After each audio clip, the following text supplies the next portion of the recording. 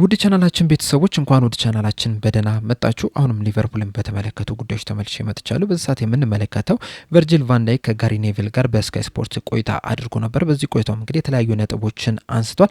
ያንን የምንመለከት ይሆናል። ከዛ በተጨማሪም ሊቨርፑሎች በአካዳሚ ውስጥ የሚገኙን የ15 ዓመት ወጣት ተጫዋች ሆኖን ጆሹዋ አቤን ኮንትራቱን ለማራዘም ከፍተኛ ጥረት እያደረጉ ነው የሚገኘው። ይህንንም የምንመለከት ይሆናል። እስከ መጨረሻው ደቂቃ ድረስ አብራችሁ ቆይታችሁም እንድትከታተሉት በአክብሮት ተጋብዛለሁ። ሰብስክራይብ፣ ላይክ፣ ሼር እያደረጋችሁም የቻናሉ ቤተሰብ እንድትሆኑ በአክብሮት እጠይቃለሁ። አሁን በቀጥታ ወደ ያስኩላችሁ ጉዳይ የማመራ ይሆናል። አብራችሁን ቆዩ። በመጀመሪያ የምንመለከተው ቨርጂል ቫን ዳይክ ከጋሪ ኔቪል ጋር ያደረገውን ቆይታ ይሆናል። በዚህ ቆይታቸውም እንግዲህ መጀመሪያ ላይ የተጠየቀው በዚህ ሰዓት ምን አይነት ስሜት እየተሰማ ነው፣ በተለይ ደግሞ በየሶስት ቀኑ ነው ጨዋታ እያደረጋችሁ የሚገኙትና ምን ላይ ነህ የሚል ጥያቄን ጠይቆት ነበር። ቨርጂል ቫን ዳይክን በሰጠው ምላሽ በየሶስት ቀኑ ነው እየተጫወተን የምንገኘው፣ ከጨዋታ በፊትም ከጨዋታ በኋላም ዝግጅቶችን እያደረግን ነው የምንገኘው፣ እየተጫወተን ነው የምንገኘውና በዚህ ሰዓትም በትልቅ ቦታ ላይ መጫወት እንደምችልም እየተመለከትኩ ነው የምገኘውና በዚህ ሰዓት በጣም ጥሩ ስሜት እየተሰማኝ ነው የሚል ምላሽን ሰጥቶታል። በመቀጠልም የጠየቀው ደግሞ በዚህ ሰዓት በፕሪሚየር ሊጉ ላይ እየተስተዋለ የሚገኙን የጨዋታ ስታይልን የተመለከተ ነው። በተለይ ደግሞ የረጅም ኳሶችን መጣል፣ እንደዚሁም ደግሞ በጣም ፊዚካል የሆነ ጨዋታዎችን እየተመለከተ ነው የምንገኘው። በተደጋጋሚም የረጅም የእጅ ሩራዎችን እየተመለከተ ነው የምንገኘውና በዚህ ዙሪያ ያለህ አስተያየት ምንድን ነው የሚል ጥያቄን ጠይቆት ነበረ። ቨርጂል ቫን ዳይክን በሰጠው ምላሽ ይህ ነገር እንግዲህ አዲስ አይደለም፣ ከዚህ በፊትም በተለያዩ ጊዜያቶች ሲደረጉ የነበሩ ነው። በተለይ ደግሞ ከጥቂት ዓመታት በፊት እንደዚህ አይነት ጨዋታዎችን በጣም ረጅም ኳሶችን መጣል፣ ፊዚካል የሆኑ ጨዋታዎችን ስንመለከት ነበረ።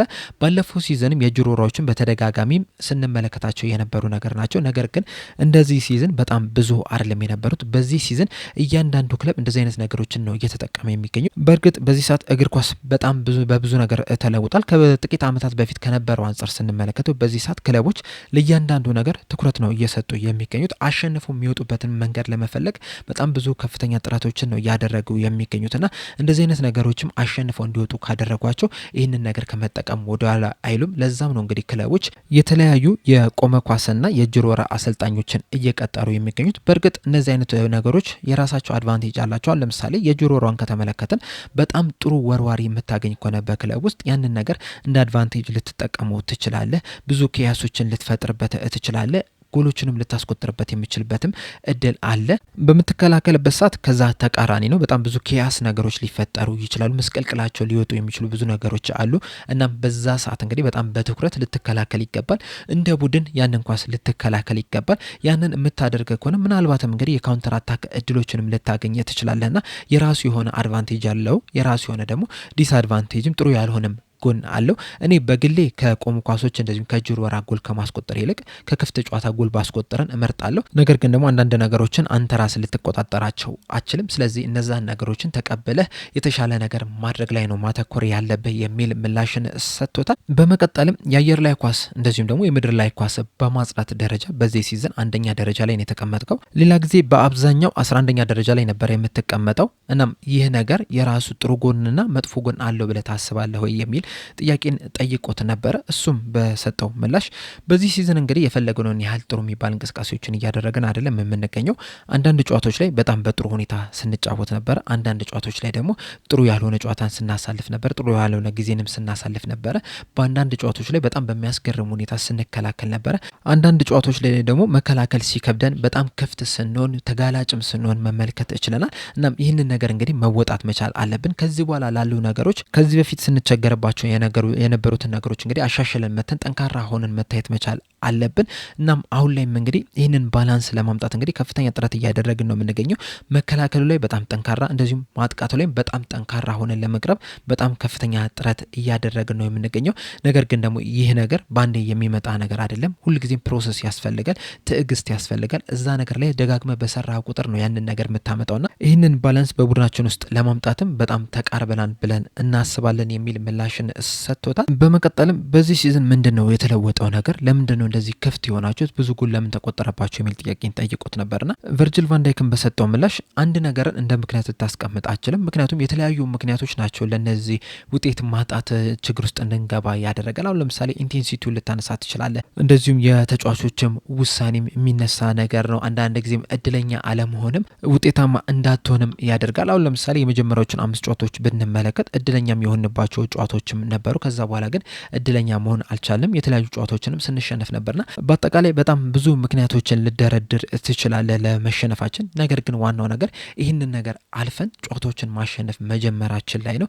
ምክንያቱም መሸነፍ በጣም የሚያም ነገር ነው። እኔ በሊቨርፑል ቤት እንደዚህ አይነት የመሸነፍ ታሪክ ገጥሞኝ አያውቅም። በዚህ ሰዓት በጣም ጨዋታዎችን እየተሸነፍን ነው የምንገኘው። ያ ነገር ደግሞ በጣም ነው የሚያናደው። መሸነፍ አልወድም። ስንሸነፍ ማየትም መቀበል ራሱ በጣም ነው የሚከብደኝ። ስለዚህ ይህንን ነገር አልፈን ወደ አሸናፊነት መመለስ መቻል አለብን። ያሉብንን ስህተቶች ቀርፈን የምናሻሽላቸውንም በደንብ አሻሽለን ጨዋታዎችን ማሸነፍ መጀመር መቻል አለብን። ያንን ነገር ደግሞ የምናደርገው እንደ ቡድን ነው። እንደ ቡድን ጥሩ ተንቀሳቅሰን እንደ ቡድን ጨዋታዎችን አሸንፈን እንደ ቡድን የተሻለ ቦታ መቀመጥ መቻል አለብን። ምክንያቱም ለሊቨርፑል መጫወት በጣም እድለኝነት ነው። በጣም ትልቅ ቲም ነውና ለዚህ ቲም ደግሞ ከዚህ የተሻለ ነገር ማድረግ አለብን የሚል ምላሽን ሰጥቶታል። በመቀጠልም ሊቨርፑሎች በክረምት የዝውውር መስኮት የተለያዩ አዳዲስ ተጫዋቾችን ወደ ክለቡ መቀላቀል ችሏልና እነዚህ አዳዲስ ተጫዋቾች ሊቨርፑል የሚፈልገውን ነገር ለማድረግ ዝግጁ ናቸው ወይም ደግሞ የሊቨርፑል ስታይልን ለምደውታል ወይ የሚል ጥያቄን ጠይቆት ነበረ። እሱም በሰጠው ምላሽ ይህም እንደ አንድ ምክንያት ሊቀመጥ ይችላል ዘንድሮ ሊቨርፑል ውጤት እንዳያመጣ ካደረጉት ውስጥ። ምክንያቱም ደግሞ አዳዲስ ተጫዋቾች ምንጊዜም ወደ አዲስ ክለብ በሚሄዱበት ሰዓት ጊዜ ያስፈልጋቸዋል።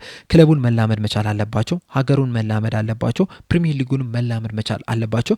ሊቨርፑሎች የሚፈልጉትን አይነት ኢንቴንሲቲ ላይ ለመድረስ ጊዜ ያስፈልጋቸዋል እና በዛ ሰዓትም እንግዲህ አንዳንድ ጨዋታዎች ላይ ልትቸገር ትችላለህ፣ ጨዋታዎችን ልትሸነፍ ትችላለህ። ይህንንም ነገር በክለባችን እየተመለከትን ነው የምንገኘው። ከዛ በተጨማሪም ባለፈው ዓመት ሻምፒዮን መሆናችን ራሱ የራሱ ተጽዕኖ የፈጠረብን ይመስለኛል። ምክንያቱም ይህንን ነገር ራሱ ዲል ማድረግ መቻል አለብህ። በእርግጥ ችግር ነው እያልኩ አይደለም።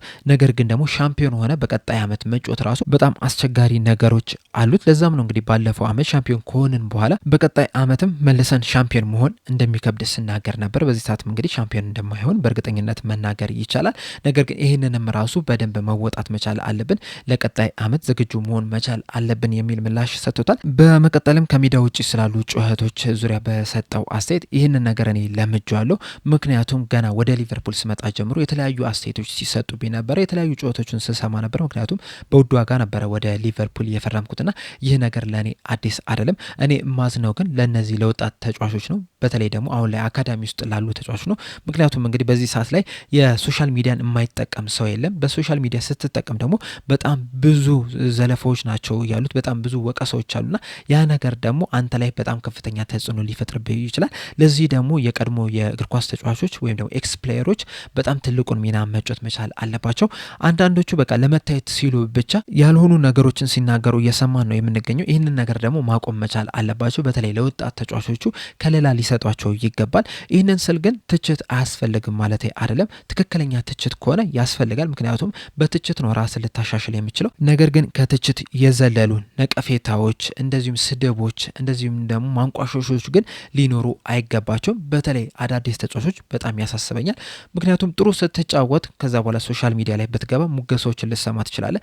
ነገር ግን ደግሞ አንዳንድ ጨዋታዎች ላይ መጥፎ ከተጫወትክ ግን በጣም አይምሮ የሚነኩ ነገሮች ናቸው በሶሻል ሚዲያ የሚለቀቁትና ያ ደግሞ የተጫዋቹ ሳይኮሎጂ ላይ የራስ መተማመን ላይ በጣም ከፍተኛ ተጽዕኖ ይፈጥራል። እኔ እንደውም ለወጣት ተጫዋቾች ብዙ ጊዜ ሶሻል ሚዲያ አትጠቀሙ ብዬ ነው የምመክራቸው። እንደዛም ቢሆንም ግን ራሱ እንደዚህ አይነት ይሄ በተለይ ትልልቅ ተደማጭ ያላቸው የቀድሞ የእግር ኳስ ተጫዋች የነበሩ ሰዎች ግን በእነዚህ አይነት ነገሮች ላይ አስተያየቶችን ሲሰጡ በጣም በጥንቃቄ መሆን አለበት የሚል ምላሽን ሰጥቶታል።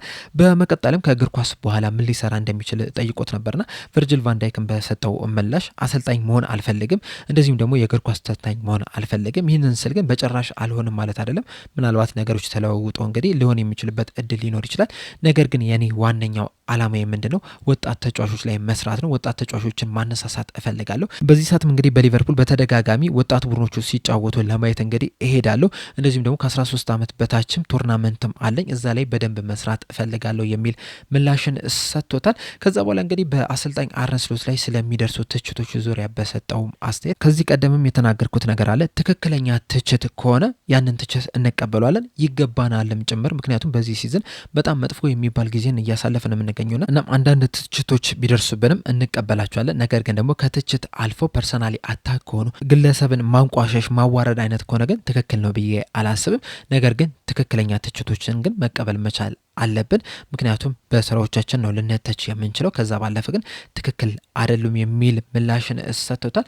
በመቀጠልም በልምምድ ቦታ ላይ ምንድነው የተለወጠው ነገር የሚል ጥያቄን ጠይቁት ነበር። እሱም በሰጠው ምላሽ አብዛኛውን ነገር ተመሳሳይ ነገሮችን የምናደርገው፣ እነዛን ተመሳሳይ ነገሮች ደግሞ የተሻለን ሆነን ለመቅረብ ዝግጅቶችን እናደርጋለን። ነገር ግን ደግሞ አንዳንድ ጊዜ ቡድኖች ይዘውት የሚቀርቡትን አቀራረብ ተመልክተን ደግሞ ነገሮችን ለመለወጥ እንደዚሁም ለነዛ ነገሮች ለመዘጋጀትም ከፍተኛ ጥረት እናደርጋለን የሚል ምላሽን ሰጥቶታል። በመቀጠልም ከሃላንድ ጋር በመጫወት ዙሪያ በሰጠው አስተያየት ሃላንድ በጣም ምርጥ አጥቂ ነው፣ በጣም ምርጥ ግብ አስቆጣሪ ነውና ከባድ ፍልሚያ ከሱ ጋር የሚኖረን ይሆናል። ነገር ግን ደግሞ በሜዳችን የምናደርገው ጨዋታ እንደመሆኑ መጠን የተሻለ እንቅስቃሴ እናደርጋለን ብለን እናስባለን። በተለይ የመጀመሪያው ዙር ጨዋታ ላይ ማንቸስተር ሲቲዎች በሙሉ ብልጫ ነበረ ያሸነፉን። ነገር ግን ያ ደግሞ ሌላ ጨዋታ ነው፣ ቀጣይ የምናደርገውም ሌላ ጨዋታ ነው። ስለዚህ በዛ ጨዋታ ላይ ራሳችንን በደንብ ማሳየት እንፈልጋለን የሚል ምላሽን ሰጥቶታል። በስተመጨረሻም በዚህ ሲዝን ሻምፒዮንስ ሊግ ማለፍ ወሳኝ ነው ወይ የሚል ጥያቄን ጠይቆት ነበር። እሱም በሰጠው ምላሽ አዎ ለሻምፒዮንስ ሊግ ማለፍ ወሳኝ ነገር ነው፣ ምክንያቱም በሻምፒዮንስ ሊግ መጫወት እፈልጋለሁ፣ ሌሎቹም ተጫዋቾች በሻምፒዮንስ ሊግ መጫወት ይፈልጋሉና ሙሉ ትኩረታችን ወደዛ ነው። ነገር ግን ደግሞ አሁንም ይህ ሲዝን ስፔሻል ሲዝን ማድረግ እንችላለን፣ ምክንያቱም በኤፍኤ ካፕ እየተጫወትን ነው፣ በሻምፒዮንስ ሊግም እየተጫወትን ነው የምንገኘውና እነዚህን ዋንጫዎች በማሸነፍ ስፔሻል ሲዝን ማሳለፍ እንችላለን የሚል ምላሽን ሰጥቶታል። በአጠቃላይ ቨርጅል ቫንዳይክ ከጋሪ ኔቪል ጋር ያደረገው ቆይታ ይህንን ይመስል ነበረ። በመቀጠል የምንመለከተው ጆሹዋ አቤን የተመለከተውን ዘገባ ይሆናል። ጆሹዋ አቤ እንግዲህ በዚህ ሰዓት በሊቨርፑል ቤት ውስጥ ከ18 ዓመት በታች ቡድን ውስጥ እየተጫወተ የሚገኝ የ15 ዓመት ከ6 ወር ከ20 ቀን እድሜ ላይ የሚገኝ ተጫዋች ነው። በጣም ድንቅ የሚባል ጊዜን እያሳለፈ ነው የሚገኘው። በቅርቡም እንግዲህ በወጣቶች የሻምፒዮንስ ሊግ ጨዋታ ላይ በመሰለፍ አዲስ ሪከርድ ማስመዝገብ ችሏል። ይህ ሪከርድ እንግዲህ ተይዞ የነበረው በሪዮ ነው። ሪዮ እንግዲህ ባለፈው አመት በ16 ዓመቱ ከ19 ቀን ነበረ የወጣቶች የሻምፒዮንስ ሊግ ጨዋታ ላይ መሰለፍ የቻለው። ከዛ በፊት እንግዲህ ሪከርድ ተይዞ የነበረው 2014 ላይ በትሬንት አሌክሳንደር አርኖልድ ነበረ።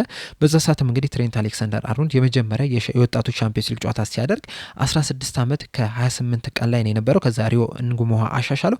በዚህ ሲዝን ደግሞ ጆሹዋ አቤ አሻሽሎታል። ያሻሽለውም በ15 ቀን ከ6 ወር ከ17 ቀን ላይ በመሆን ነው የነበረውና ገና በወጣትነቱ እንግዲህ በጣም በጥሩ ሁኔታ እየተንቀሳቀሰ ነው የሚገኘው። እንደዚሁም ደግሞ ከ18 ዓመት በታች ቡድኑ ጋር ባለፉት 7 ጨዋታዎች 6 የጎል ኮንትሪቢዩሽን ማድረግ የቻለ ተጫዋች ነውና በጣም አስደናቂ፣ በጣም ፈጣን፣ በጣም ድሪብለር፣ በጣም ቴክኒካሊ ጎበዝ የሆነ ተጫዋች ነው እየተባለ የሚገኘው። ሊቨርፑሎችም እንግዲህ የዚህን ተጫዋች ስኮላሩን ለማራዘም ውሉን ለማደስ እንግዲህ በጣም ከፍተኛ ጥረት እያደረጉ ነው የሚገኙት። ያን ብቻም ሳይሆን በዚህ ሰዓትም እንግዲህ ከዋናው ቡድን ጋር የተለያዩ ልምምዶችን እንዲሰራ እያደረጉት ነው የሚገኙ። እንደዚሁም በትናንትናው ዕለትም ለማንቸስተር ሲቲ በሚዘጋጁበት የልምምድ ፕሮግራም ላይም ይሄ ተጫዋች ተጠርቶ እንግዲህ ከዋና ቡድን ጋር ልምምድ እንዲሰራ ተደርጓልና ሊቨርፑሎች እንግዲህ አሁንም ወደ ዋናው ቲም የሚገባበት መንገድ እንዳለ ለማሳየት እንግዲህ ከፍተኛ ጥረት እያደረጉ ነው የሚገኙት። ምክንያቱም ደግሞ በጣም ታለንትድ የሆነ ተጫዋች ነው። ከዛ በተጨማሪም እንግዲህ ሌሎች ክለቦችም ይህንን ተጫዋች ለማስፈረም እንግዲህ ከፍተኛ ፍላጎት አላቸው እየተባለ ነው የሚገኘው። በፕሪሚየር ሊግ ውስጥ ካሉ ያሉትን ክለቦች ስንመለከት ቼልሲ፣ ማንቸስተር ሲቲ እንደዚሁም አርሰናሎች እዚህ ተጫዋች ላይ ፍላጎት አላቸው።